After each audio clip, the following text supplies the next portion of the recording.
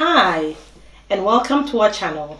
Gravity, it's a sure thing. Yes, today we're doing Bible quiz on the kings of Israel. So here we go. Chantel, Yeah. can you quickly give us the background of the nation of Israel before the kingdom was divided? Sure. After the period of the judges, Samuel was the last judge, but also considered to be the first prophet. This was around 1000 BC, so kind of near the time of David. The people of Israel wanted a king like other nations, so Samuel anointed Saul to become king. Saul reigned a total of 20 years and ended up killing himself after being wounded at the Battle of Gilboa. Then David was anointed and reigned for 40 years. Then Solomon, his son, started ruling. But Solomon was not a good king like his father. He worshipped pagan gods and sacrificed to them. Because of this, God was angry and wanted to divide the kingdom. But for David's sake, he divided the kingdom not at Solomon's time, but instead at Solomon's son, Rehoboam. Indeed, yes. Shalom. Following after this, after the death of King Solomon, please take us through how the kingdom was divided. Well, we see when Solomon's son Rehoboam takes the throne after his father Solomon, we see because of his sin and how he inflicts heavy tax upon the populace of Israel. Following the days of Solomon, as we know at that time, they needed the tax for the building of the grand temple, but he continued with it. So the people came up and told him that there's no temple we're building, there's no expedition that we are building upon. Why can we lower the tax levels? But through his foolishness of asking his own friends, then the older, wiser counselors of his time, they told him to the younger generation told him to actually press down on the people and show them your strength and not show them any weakness. But the older generation told them to show mercy on the people, for they will back him in time of trouble. So foolishly he listens to his younger generals, and he said, my father scorned you with whips, I will scorn you with scorpions. So with this more remark, every man went to his home, and there was even a prophecy concerning a man named Jeroboam by a prophet, that when he came to him, he because Jeroboam was looking for him, and then he gave him 10 pieces of. You mean the prophet? Yes. What was the name of the prophet? The prophet's name was. Chantel, can you think of him? I think it was Ahijah. Yeah, Ahijah. Ahijah. So obviously what happened here was that he gave him 10 cloths of his own cloth to symbolize the 10 tribes that he would rule over, and he remained it to himself to symbolize the 2 tribes that Rehoboam was to be left with, to obviously, because this was to satisfy David for all the good works he'd done and the promise that God had given to him concerning his seed. So obviously what happened was that the 10 tribes rebelled against the theocracy of Israel. So now Rebelled against who? Against Judah, obviously. So the it was king from Judah and Rehoboam. Benjamin. So the 2 tribes that he was left with was Judah and Benjamin to reign over. So there became 2 nations in that region. And the 10 tribes went to the north under the submission of Jeroboam. Jeroboam. Okay, that's fine. Chantel, following on from that, let's look at Jeroboam now. He has taken the 10 kingdoms, the 10 nations of Israel. He's ruling at the north now. Did Jeroboam, when he got these 10 tribes, did he depart from the sins of Solomon? How was his rule? You would think he stopped the sins of Solomon, but actually he continued the sins of Solomon. Like we said, one of the sins that Solomon did was worship pagan gods, and Jeroboam, thinking foolishly that the people would return to Rehoboam when they would go to worship God in Jerusalem, he decided to erect the golden calf in Dan and Bethel, which is like the north and the south in the northern kingdom.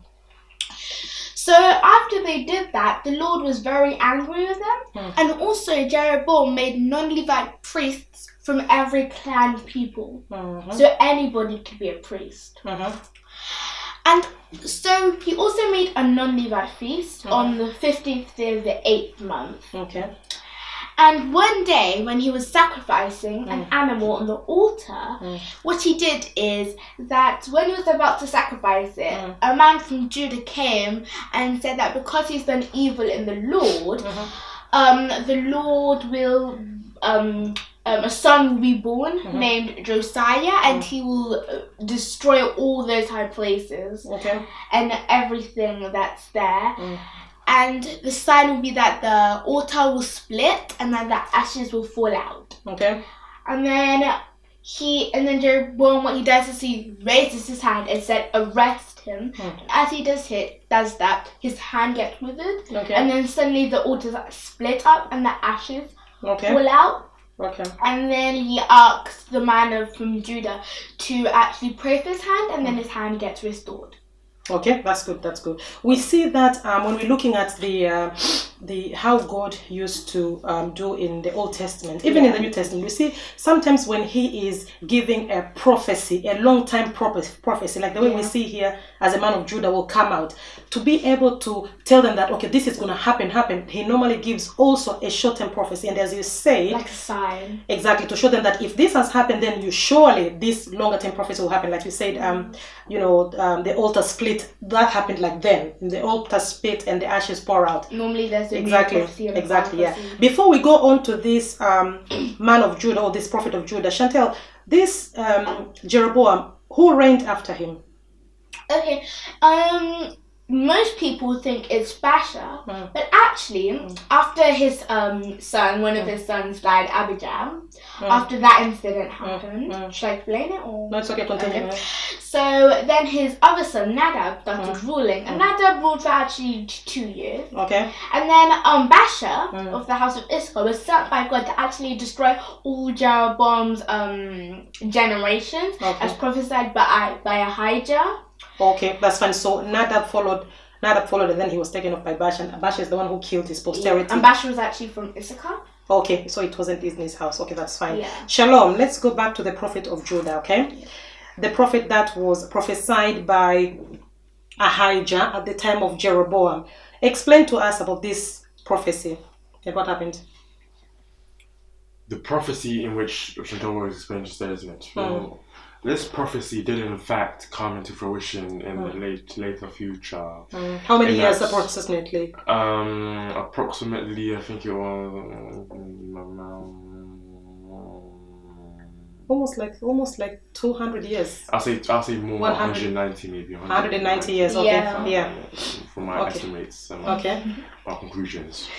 So obviously, coming to look at the story in which was foretold, a king named Josiah rose to the ranks of kinghood, and in fact, unlike his father Ammon, came to be a good king. And his grandfather. Yes, Chantal, his grandfather. I was getting sad. So, obviously, as I was saying, so Josiah came to be a good king.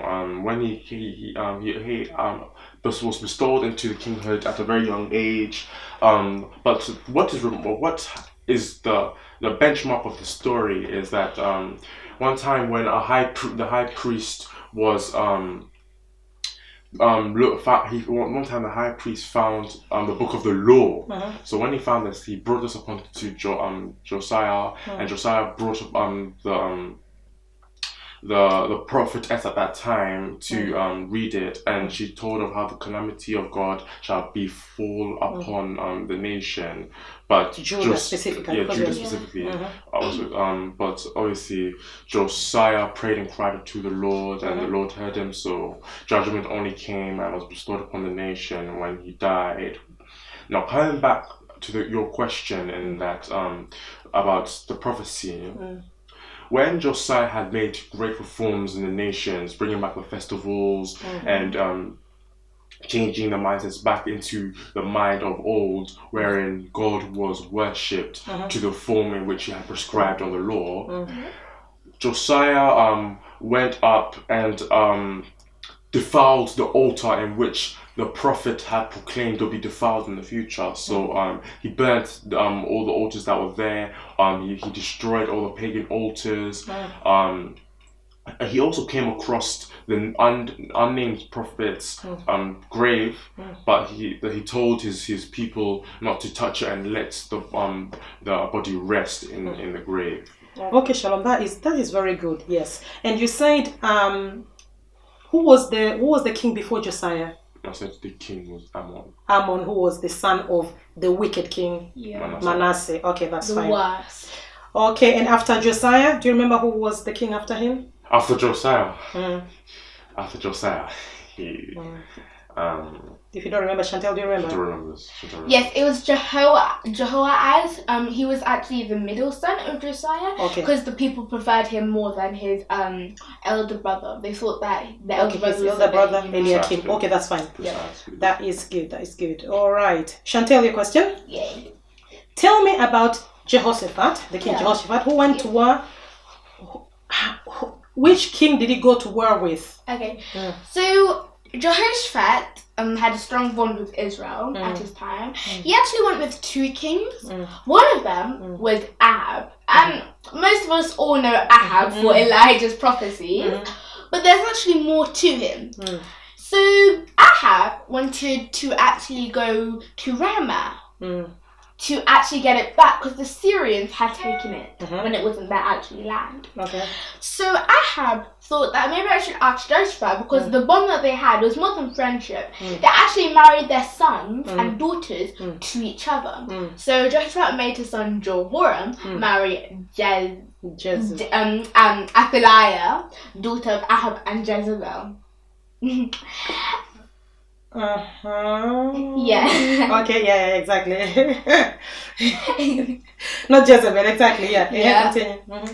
And Joshua, being a kind of godly king, he said, is there any prophet that we can consult to see if this is actually a good thing? So Ahab, having many prophets, and at this time only 400, some of the other 140 were killed, he asked them, should we go to Ramah? And they all, in one accord, said, go and you'll be victorious. But Jehoshaphat, sensing a bit of something wrong, he said, he thought that they weren't genuine prophets. So he said, is there any genuine prophet here? And Ahab said, yes, there is a prophet, a genuine prophet, but I hate him because whenever he says anything to me, it's always, this is going to happen to you, it's bad, bad, bad. It's always evil against me. But he decided to get him out of the prison, and his name was actually Micah, and asked him, should we go to Ramah? And Micah, in a mocking tone, said, yes, go, and you will be victorious. And Ahab saying, no, speak truthfully in the name of the Lord. So Micah said, do not go or you will die, to Ahab, not Jehoshaphat. And then he said, I saw the sheep scattered with no shepherd. And the Lord said, these people have no master. Let each of them return to their house in peace. Okay. And then Ahab told Jehoshaphat, see, this is what I told you.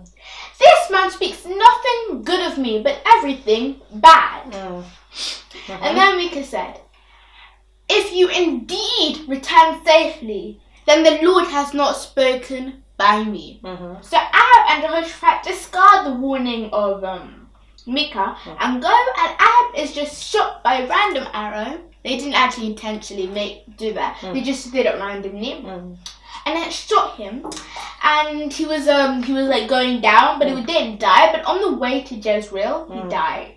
Okay. And when one of the servants was cleaning the chariot, the dogs actually started to lick it, and this was actually one of the prophecies of Elijah to both Jezebel and Ahab.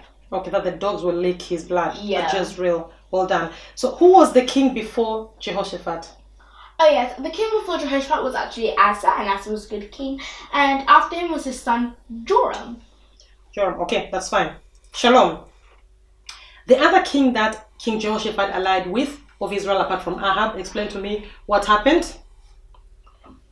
Well, this story talks of the king of Joram, King Joram. If you can say which one is in south and north so that it's clear. Yeah, because that's true. Yeah. Mm-hmm. Okay, so Jehoshaphat was from Judah. Mhm. And then the other one was of north. Also Okay. north. Okay, continue. So after in the story, after Moab learning of Ahab's death, because at this time Ahab had already died, but because of the communication back at the time, it was hard for communication to travel as fast as it does in the present modern world. So obviously, after they had found out that Ahab had died, they rebelled by not paying tribute to the northern kingdom. Now, because of this, Yeah. Joram looked to the south to gain support from his ally Jehoshaphat, who was now king of Judah, as we know, to go against Moab and control them and seize them once more and get them and suppress them once again, like in the times of Ahab. So what they did was that they came and allied together with the help of the Edomites, which came to help as well by giving their troops. So obviously, when they went to a dry and desolate area, he asked if there was a prophet nearby, and Jehoshaphat said, Elisha is by this area. So Jehoshaphat is the one who asked. Yeah, Yeah, one as I said, one of the warriors said that's Elisha there, remember? yeah. Continue. But when I say Jehoshaphat, I mean him and his people. Do you understand? I don't know. Okay. If you understand? Oh, okay. Yes. So obviously, as I was saying, yeah, so they went to Elisha, but Elisha at this time was very anti-sentiment against Jehoram. So he said, if it were not for Jehoshaphat being with you, I would not have even talked to you, let alone even help you. So because of this, he cursed the land, saying there will be no dew rain until the morning. And obviously, when the morning came, Moab's armies came and saw as if there was blood in their camps and thought that the armies had gone against each other. Because of the sun. Yes. So obviously, when they had thought this, they came and tried to scramble all the loot that they had thought would have become of what has happened the previous day. So obviously, it was an ambush on the Moabites, and they got destroyed. But in the last-ditch attempt, the king of Moab sacrificed his only son, the one to be heir to his throne. So his eldest. So God was not happy with this at all, because this was a disgrace, because they basically allowed it to happen. They didn't quite, because the Moabite did himself. Yes, but they allowed they allowed it to happen. That's why God was angry. What God be angry with was about. Okay, continue. Yes. So what happened after that? So after that, do you want me to go back another time? No. So they could not be able to, Yeah, put because them under because control. that was like the key thing, like when God Isn't it? sacrificed So his what's your son question? Jesus. So what happened after that? So they were not able to put them under control, isn't it? At least for that time. Not for him. Not 100% subjection. Okay, so that's fine. So who was the king after Jehoshaphat? Jehoshaphat, what do you mean Joram? Who was the king after? No, she means. After Jehoshaphat. Yes. Yeah, but I said that. You said that already. Who was the king after Jehoshaphat? Jehoshaphat, king after Jehoshaphat. Yeah, who was that? Oh yes, well, Jehoshaphat. My friend Jehoshaphat. Who was his son? Who was his son that he married to the daughter of Ahab? Jehoram. Chantel, explain to me about Ahaziah, king of Judah, and why was he caught in Jehu's coup? Okay, before I actually explain Ahaziah, I want to say that the reason why we're saying that Ahaz was actually caught in Jehu's coup, you might not understand it, you might just think it's because of Jehoshaphat. But actually, if you remember, Jehoshaphat made his son Joram marry Athaliah, meaning that Ahaz's uncle is Joram, king of Israel. Okay. So they kind of had a connection. Because if you can maybe just go from Jehoshaphat is followed Jehoram, and then the son of Jehoram. That's Joram and Athaliah is actually Ahaz. Exactly, and then after Jehoram, that's when it's Ahaziah. Is that what you're saying? Yeah. Okay, continue. And Ahaziah reigned for 2 years, and at this time, Athaliah got the powerful position of Queen Mother. So she was actually the king's mother. And Joram had went to fortify Ramah. Say if it's north or south, so we're clear. It's north. Joram of the north. Yeah, because the Joram of Judah has already died, so we're not going to talk about him. So he went, Joram, king of Israel, and he got wounded, so he went to Jezreel. And then Ahaziah went to see his uncle to see how he's doing. Okay. And then Jehu was doing the coup as his program to destroy all Ahab's descendants, all his children, everyone who has to do with Ahab. Okay. Except the people. Okay. And then he killed them since Elijah had anointed him to do that and to actually rule. Okay. And when Joram, king of Israel, found out, he said, treachery Ahaziah, but it was too late because they ended up getting killed. Okay. Ahaziah reigned just for 1 year, not years. That's fine. So after the death of Ahaziah, who reigned in his stead? it was Joash, I think. Yeah, Joash. Yes. Yeah. Who reigned when he was like 7 years old. Yeah, Okay. 7. Okay, Shalom. Tell me about a king in Israel who started a city to rival Jerusalem. The king that comes to mind is King Omri. Now, as we know, Omri was not a good king, for he followed in the ways of Jeroboam. So he obviously did not commit to God in a way that God was to be committed to as the king of Israel. So what happened? So although Omri did bring back all the territories that were due to the kingdom, he also created a city to rival Jerusalem, and he called it Samaria. This city was built on a hill as well. But he did also bring prosperity into the actual nation as well. What else did he do? Another key event in his life is gaining alliance with the king of Tyre. By this he married his then young son Ahab, the notorious Ahab. The strong Ahab. Yeah, no.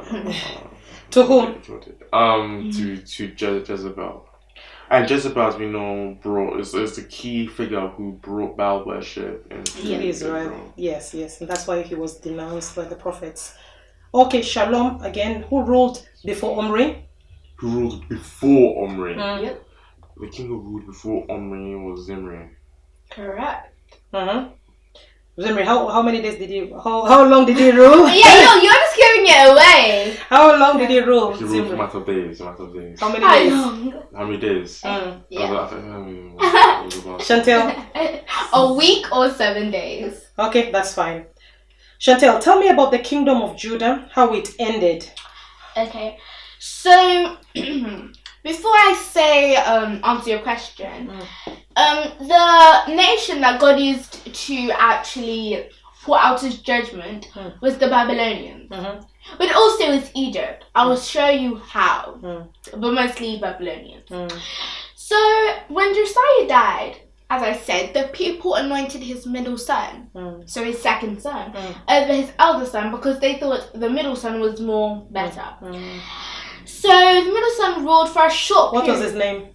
He was Jehoahaz. Jehoiakim. Joachim. Yeah, Joachim, yeah. Oh, Joachim, yeah. That was the elder son. Okay. Because I'm talking about the Kineche. Okay, that's fine. Yes. So Jehoaz, the one to rule Okay, after going backwards. Josiah. Yes, he ruled for a short period of time. Then the king of Egypt came against him because the Lord saw that he did evil in his sight. And then they took him as captive. And then King Necho thought that, let's anoint the eldest son of Josiah, Jehoiakim, also known as Eliakim. His name was actually Eliakim, but he named him Joachim. Okay. So he had imposed a heavy tribute upon him, and Joachim being an incompetent ruler, also faced another tax to build his own house. How the Babylonians actually came is because so as we know, the Egyptians and the Assyrians in Israel and Judah were both powerful. But the Babylonians destroyed Egypt and conquered Assyria. They conquered both. So now they were at that time they were great. So then they came and the Babylonians took some men, including Daniel and his 3 friends, and other warriors, as well, and also posed as a tribute. And then later on, so this is the first captivity. Yeah, the first time the Babylonians came, because they came actually 3 times and 3 different kings. And then later on, because he failed to do what the Babylonians wanted him to do, he was put in prison and stayed there till he died. Okay, and then the next king was actually his son, named Joachim. Joachim started actually ruling at the age of 18, so around about Shalom's age. Well, you're turning 18, so that counts. He started ruling at the age of 18. And reigned stayed in power for 3 months. And then after he started ruling, the Babylonians came and took 10,000 warriors, 10,000 men? Captives, 10,000 captives, and these include craftsmen, all the people that you would like to be in your city. And then since Joachim had no son of ruling age, his uncle Matana, I think that's how you pronounce his name, started ruling. But the Babylonians changed another person's name to Zedekiah. Changed Mataniah. Oh, Mataniah. Sorry, it's not Matan. Mataniah to Zedekiah. After they changed the name, they've done that. Jeremiah was actually prophesying at this time. But we see Jeremiah actually started earlier. So yeah. And then when Jeremiah prophesied, he wrote 2 letters to the king. One of them the king burnt, and one of them when he was writing them, he had to go in hiding because the princess said that he and his servant, I can't remember the servant's name, had to go. Baruch had to go into hiding because they didn't want the king to kill them because they believed in them. And then after that, Jeremiah told him to not believe in the anti-Babylonian group that's saying that he should not surrender to Babylonians, but Jeremiah was actually saying to surrender. Why did he tell him to surrender? Because he knew that if he didn't surrender, because God's instrument was the Babylonians, so whatever he would do, the Babylonians still come. Because God had told him that he has used the Babylonian as an instrument of judgment, so they should surrender. Yeah, and also if they didn't, because it will be easy on him if he surrenders, because he will live peacefully. But if he does, it will be bad on him. So then the Babylon, when he follows anti-Babylonian group, the Babylonians around him and some of his army and his sons, 2 of his sons, because he only had 2 sons, went. But on the way that they were escaping, the Babylonians near Jericho found them, and they were taken to one of the king's palaces. And he himself was seeing both of his sons killed, and he himself being blinded on the way and stayed in prison till he died. This is also one of the prophecies by Ezekiel. Ezekiel actually said that he will go to Babylon, but he will not be able to see the land. Okay, that's fine. And also, I think the end of captivity at the time was 586 BC. Indeed. 586 BC is when Judah was taken to Babylon. Shalom, last question. But also, don't get confused, because 587 was when the temple was destroyed. But that's not the same time when 560. A year later, that's when everything was destroyed, and all those people were taken captivity except the poorer people. Yeah. Yeah, there was stayed, and Jeremiah also remained. Okay, good. Well done. Shalom, your last question. Tell me about the end of the northern kingdom of Israel. We really see the end of the northern kingdom coming into fruition, the downward toll, when King Zedekiah comes onto the throne. Zechariah. Zechariah, sorry. Okay. Zechariah. So comes into the throne. So obviously, after him, you see the downward spiral of the kingdom, as the kings that come into the throne are just tyrants, robbers, and murderers, in that they kill their successors and have themselves also are killed by the next theocracy, monarchy. So we see about 5 odd kings of this category assume kinghood, such as the likes of Pekah, Pekaniah. Now take me step by step. After Zechariah, then followed who? After Zechariah, we see who ruled for 6 months, and then following who killed him? Following Shalom. Let him say. It was Shalom. Okay. So after Shalom, we see the king in fruition being Menahem. Okay. Menahem killed who? Killed. Okay, and they continue. As I was saying, Menahem, but this guy is very prominent in the acts that he followed him. Or he again issued a high tax. We would always see high tax. It doesn't go well with the people. High tax levels, and obviously he also did atrocious acts like killing many pregnant women, which is just diabolical. So, obviously, yes. After Menahem, who else we follows? See Pekaniah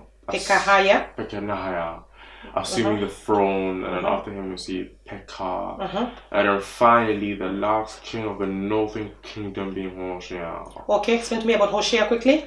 This king was again an evil king, and that when he assumed the throne, he continued in evil. And when he, he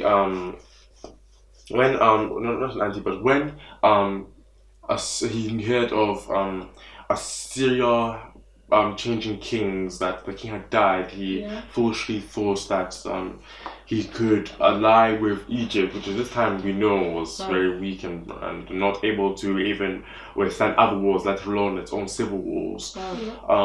He obviously by doing this he didn't pay tribute. So when the new king assumed the role of kinghood in Assyria, he came looking for the non-attributed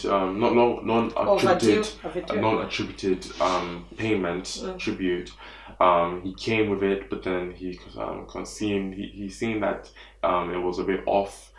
He said that there was conspiracy, and he took captives back to Assyria.